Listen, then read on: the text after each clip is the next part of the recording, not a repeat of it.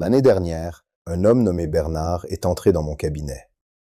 À 67 ans, il présentait un profil presque parfait, non-fumeur, aucun antécédent familial de maladie cardiaque et une alimentation qu'il jugeait irréprochable.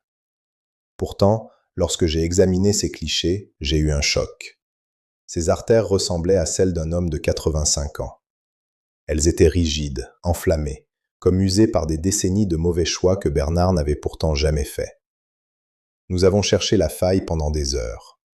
Ce n'était pas ses gènes, ni son poids, ni même son stress. Le coupable se cachait dans un geste banal, répété chaque soir dans le silence de sa cuisine, sa façon de réchauffer son dîner. Je suis le docteur Harrison.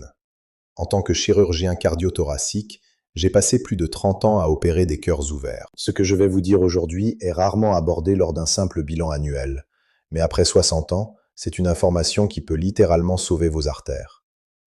Il existe 5 aliments courants qui, une fois réchauffés, ne sont plus seulement des restes de repas, mais deviennent de véritables déclencheurs d'inflammation vasculaire.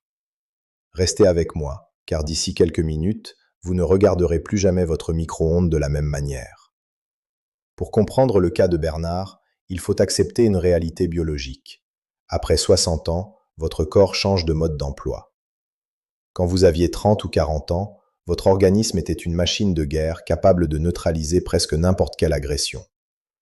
Votre foie filtrait les toxines avec une rapidité déconcertante, et vos artères étaient comme des élastiques neufs, capables d'encaisser les pics d'inflammation sans garder de séquelles. Mais avec le temps, ce système ralentit. Ce n'est pas que vous devenez fragile, c'est simplement que votre marge d'erreur diminue.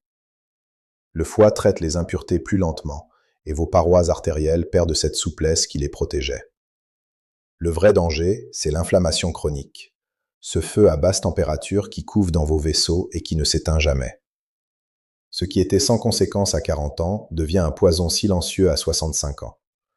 Laissez-moi vous expliquer ce qui arrive réellement dans votre assiette lorsque vous appuyez sur le bouton de votre micro-ondes. Le premier grand danger concerne les graisses et les sucres transformés, comme les fritures ou les pommes de terre. Lorsque vous réchauffez une huile végétale déjà cuite, elle s'oxyde et libère des composés toxiques que l'on retrouve dans la fumée de cigarettes. Pour vos artères, c'est une agression directe qui provoque une rigidité immédiate. Quant à la pomme de terre, son réchauffage crée des molécules irritantes et transforme ces bons glucides en véritables pics de sucre qui épuisent votre insuline. Ensuite, il y a la famille des végétaux et des protéines, comme les épinards ou le poulet. Les légumes verts sont chargés de nitrates, excellents pour la santé, mais qui subissent une mutation chimique lors d'un second passage à la chaleur, favorisant l'inflammation de vos vaisseaux. Le poulet, lui, subit souvent une cuisson inégale au micro-ondes, créant des zones tièdes où des bactéries peuvent survivre. Pour un organisme de 65 ans, ces micro-expositions répétées entretiennent cette inflammation invisible qui finit par boucher vos vaisseaux. Enfin, il y a le cas du riz. Une bactérie spécifique résiste à la première cuisson et libère des toxines que même une chaleur intense ne peut détruire. Bernard pensait bien faire en ne gaspillant rien, mais chaque soir il forçait ses artères à se durcir pour se protéger de ces attaques invisibles. Le but n'est pas d'arrêter de consommer ces aliments, mais de changer radicalement votre manière de les préparer. Après 60 ans, votre cuisine doit redevenir votre première ligne de défense.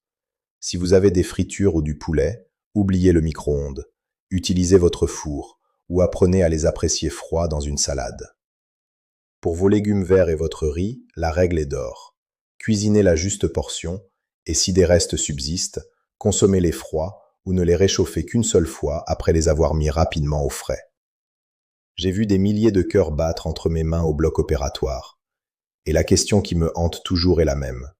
Combien de ces interventions lourdes auraient pu être évitées par de simples ajustements dans la cuisine?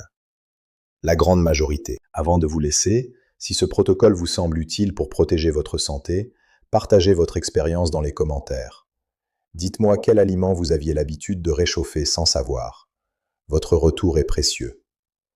Pour continuer à recevoir mes analyses et mes conseils pour votre longévité, abonnez-vous et activez les notifications.